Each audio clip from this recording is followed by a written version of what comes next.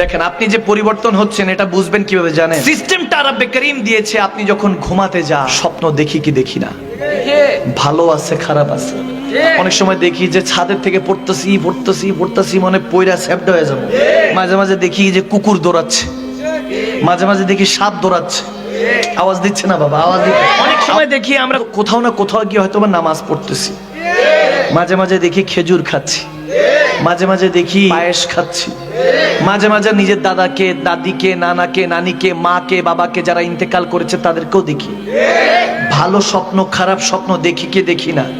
তবে হ্যাঁ, এখানে ইমামগণরা বলেছেন খাবের কথা, স্বপ্নের কথা শেখ ছাড়া, স্কলার ছাড়া, আপনার যিনি শেখ তরিকাতে, আপনার শেখ যিনি, তিনি ছাড়া কিংবা অনেক বড় বুজুর্গ যারা, তেনারা ছাড়া বাদে মাগরিবের পরে স্বপ্নের কথা, খাবের কথা আলোচনা করা যাবে না। আর মাগরিবের আগে, আজানের আগ পর্যন্ত আপনি আপনার শেখ তরিকাতদের কাছে আপনি স্বপ্নের ব্যাপারে তাবির জেনে নেবেন। সুবহানাল্লাহ বলে। স্বপ্ন যেটা দেখেছেন মনে রাখবেন এটার উল্টো হতে পারে, ব্যাখ্যাটা তাবিরটা এটার উল্টো হয়। যেমন এক যুবক স্বপ্ন দেখেছেন, তিনি দেখছেন যে স্বপ্নের মধ্যে সুন্দর একটা জায়গা দিয়ে যাচ্ছে, আমি সংক্ষেপে বলছি, সুন্দর একটা জায়গা দিয়ে যাচ্ছেন। হঠাৎ করে তিনি স্বপ্নে দেখতেছেন দয়াল নবীকে, সুবহানাল্লাহ, মদিনাওয়ালাকে, রাসূল আরবিকে স্বপ্ন দেখলেন। আল্লাহু আকবার। যখন স্বপ্ন দেখলেন দৌড়ায় গেলেন, নবীজির কদমে চুমু খেলেন, হাতে চুমু খেলেন, বলতেছেন ইয়া রাসূলুল্লাহ, আপনাকে জানের চাইতে বেশি ভালোবাসি। সুবহানাল্লাহ। হঠাৎ করে লক্ষ্য করলেন নবীজির চেহারা মোবারকের মধ্যে মাছি বসতেছে। নাউজুবিল্লাহ। নাউজুবিল্লাহ। কি বসে? এখন মাছি আমরা জানি যে মশা মাছি এগুলো বসে হলো নাপাক জিনিসে, ঠিক কিনা? ময়লার মধ্যে বসে। এখন মাছি বসতে চাচ্ছে, বসে নাই, বসতে চাচ্ছে, ওই যুবক সরিয়ে দিচ্ছেন, বসতে দিচ্ছেন না। নবীজির চেহারা মোবারকের মধ্যে বসতে দিচ্ছেন না, সরিয়ে দিচ্ছেন, বারবার সরিয়ে দিচ্ছেন। কিছুক্ষণ পরে এই অবস্থা দেখে উনি লাফিয়ে উঠলেন, ঘুম থেকে লাফিয়ে উঠে দেখে তাহাজ্জুদের ওয়াক্ত চলছে। তার মানে বুঝতে পারলেন আমার নবী বলেছেন হাদিসে কুদসির মধ্যে, যদি তাহাজ্জুদের আগ মুহূর্তে তুমি কোনো খাব দেখো, যদি স্বপ্ন দেখো তাহাজ্জুদের আগ মুহূর্তে, বুঝতে পারবা এটা তোমাকে আল্লাহ দেখিয়েছেন। সুবহানাল্লাহ। আল্লাহর হুকুমে দেখেছো। আর মান রাআনি ফাকাদ আল হক। আমার নবী বলেন শয়তান আদম সাফিউল্লাহ থেকে কিয়ামতের আগ পর্যন্ত সবার সুরত ধরতে পারে, আমি নবী মুস্তাফার সুরত শয়তান ধরতে পারে না। আমার নবী সুরতটা শয়তান ধরতে পারে না।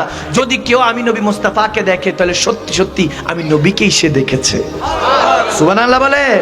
ঘুম থেকে লাফিয়ে উঠে বলতেছে নবীজিকে দেখলাম, কিন্তু মাছি বসতেছে নবীজির চেহারা মোবারকে, এটা তো খারাপ। এটার ঘটনা কি? দুশ্চিন্তায় পড়ে গেলেন যে আমার কোনো আমলের কারণে এই অবস্থা দেখেছি কিনা। দৌড়ায় তেনার শেখের কাছে গেলেন। যখন তেনার শেখ একজন পীর বুজুর্গ, ওই সময়ের অনেক বড় আল্লাহ ওয়ালার কাছে, যখন মুফতি আজমের কাছে গেলেন, বলে হুজুর এরকম এরকম আমি দয়াল নবীকে স্বপ্ন দেখেছি, মায়ার নবীকে দেখেছি, কিন্তু মাছি বসতেছে, আমি তাড়াতাড়ি সরিয়ে দিচ্ছিলাম, এটা কি দেখলাম। তখন আল্লাহর ওলি ভালো একটা তাবির করলেন, বলে তোমার কিসমতটা আল্লাহ অনেক রোশনদার করেছে, তুমি জগৎ বিখ্যাত আলেমে দ্বীন হিসাবে তুমি গ্রহণযোগ্যতা পেয়েছো, কোরআনের পর বিশুদ্ধ কিতাব তুমিই লিখবা। তখন তিনি বলতেছে ওই মাছিগুলো ছিল জাল হাদিস, সহি হাদিস না। এই জাল হাদিসকে তুমি কর্তন করছিলে, ওই মাছিগুলিকে সরিয়ে দিচ্ছিলাম, মানে সহি হাদিস লিখবা।